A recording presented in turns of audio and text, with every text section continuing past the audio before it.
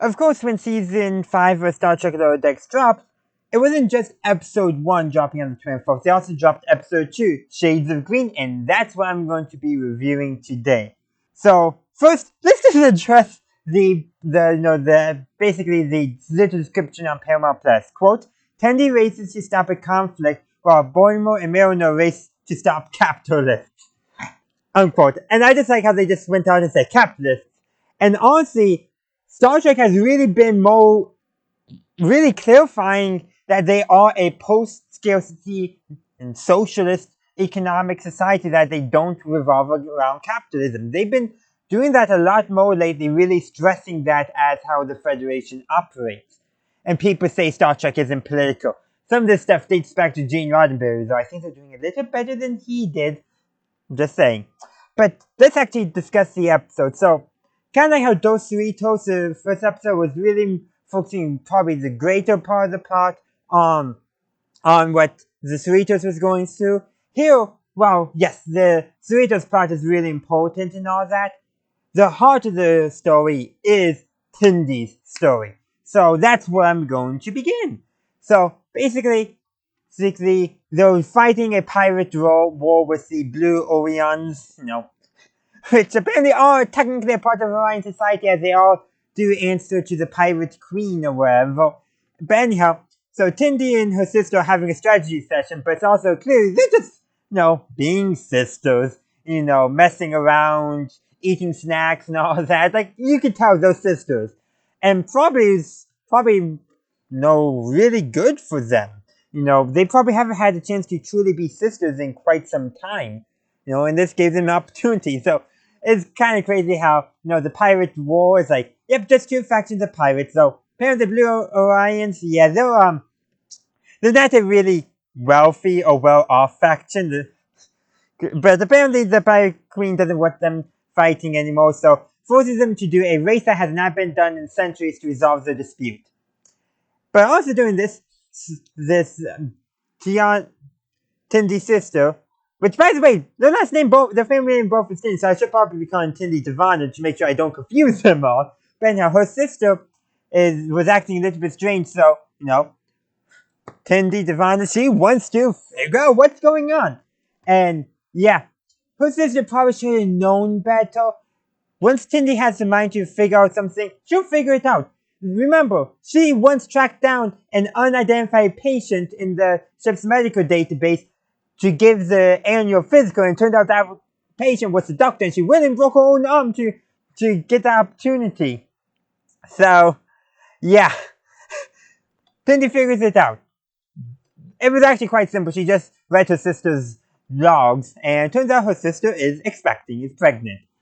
And so now Tendi's like, basically getting into overprotective sister mode, wanting to make sure her sister's all fine, doesn't get hurt and all that.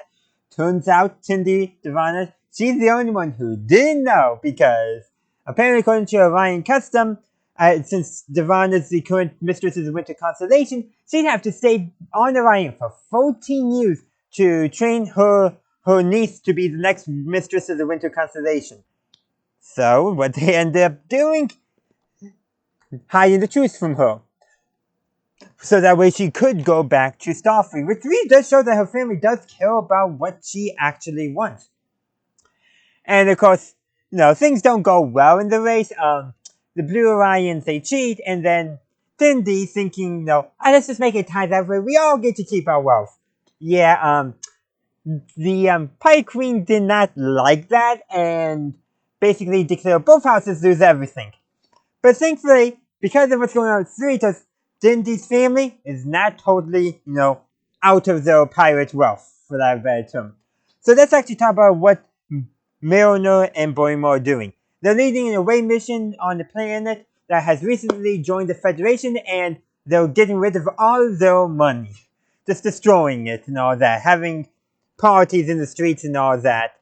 It's basically a celebration, and Boimler's trying to, be, the fun boss, so, he gives his away team an hour break, which, that's actually a good thing, good for morale and all that. Turns out they get captured by a bunch of capitalists who do not want to give up the wealth. Bunch of wealthy, rich socialites, robber barons, as Boimler actually calls them at the end of the episode.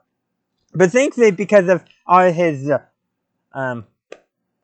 his points, he gave them a name, based off his name. But thanks to that, they actually were able to basically make it look like they died, but they did survive. But yeah, turns out I think Boimler and Mariner will be quite a good leader. So Mariner actually talks Boimler into being a little looser because she was tired of being responsible.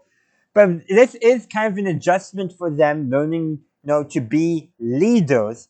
And yeah, and I think they did a pretty good job. And Boimler's, leadership actually helped his team. Yes, he gives them a little independence, a little relaxation, which is good. But also, he gives them points and that allows them to basically fool their captors who were not at all equipped to, be captors. Yeah, who knows how that's going to go. And then, of course, also on the three toast, Tallinn has noticed that Boimler has not been socializing and all that. He still misses Tendi. And so basically she comes out a scheme to get him to trick him into socializing by repairing the shuttle that's in the bay that Rutherford and Tendi have been working on. Tallinn eventually, once she repairs it, Rutherford admits why he was delaying the repairs. And so overnight, what does Tallinn do? She destroys the shuttle so that way when Tendi gets back, Tendi and Rutherford can work on the shuttle together. And then, of course, Tendi does get back. Of course, she rejoins the Swedish crew. We knew it was going to happen eventually. And she walks, and then, she's there ready to begin repairing the shuttle again, spend time with Rutherford. And Rutherford's like, okay, how is panicking? The shuttle's been repaired. How is he going to break the news to Tendi? That's when they discover that Tallinn broke the shuttle down even more, so it has to be built rebuild even more. And what does Tendi do? She's like, yes, we can all do it together, which is just such a Tendi response. And then, because of hearing about the planet that they want, Tendi gets an idea. So, Star Trek contracts Tendi's family to be the official disposal of all the wealth on that planet. So they get their fortune back in a roundabout way. But the Blue Lines are now apparently working for Tendi's family. And they're just bumbling idiots. But that was kind of like, win-win for everyone involved. Though, definitely I don't think the Orions as a whole are joining the Federation anytime soon. But yeah, pretty good, fun episode. I really love it. Like I said, this was a big story arc. I think more for Tendi more than anyone else. She's not cut out to be a pirate. She's not. That's not where her heart follows. And but also shows that her family does truly care about her wishes. The fact that they were willing to keep Devana's sister's pregnancy a secret, so that way she wouldn't feel obliged to stay on Orion to fulfill her cultural duties as the current mistress of the Winter Constellation to train the next mistress of the Winter Constellation. So that is kind of a nice little thing there, showing that her family does truly support and care for her, even acknowledging that money isn't everything. So definitely, they probably like having it more than that. Again, Tendi's definitely the non-capitalist in her family more than anything.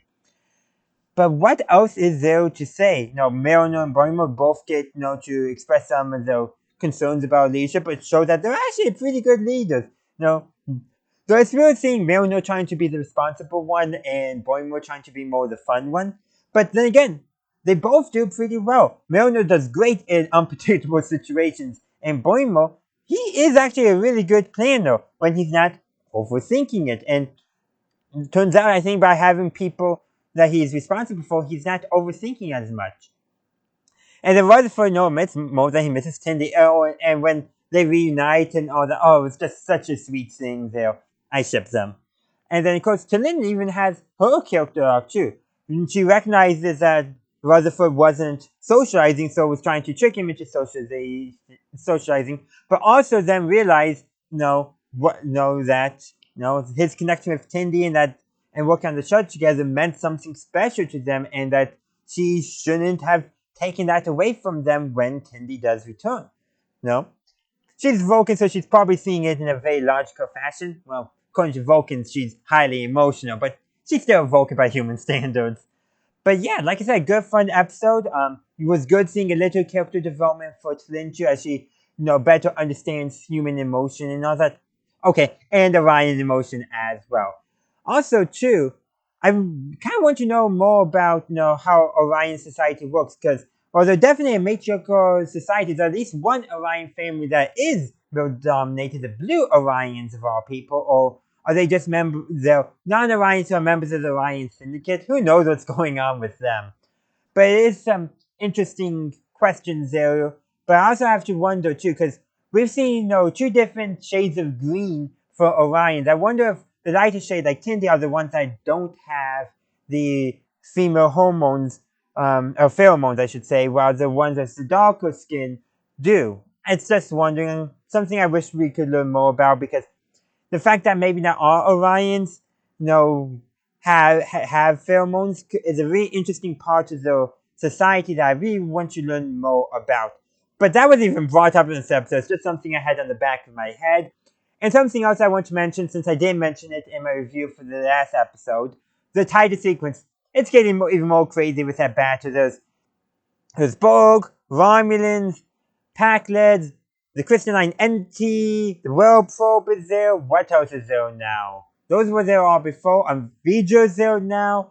The green hand of Apollo from the original series is there, and who knows? Oh, and the Solians are there. That seems just getting crazier and crazier, but it also makes it funner and funner. But anyhow, that's where I'm going to end my review. I would love to hear your thoughts on episode 2 of season 5, Shades of Green. Let me know in the comment section down below.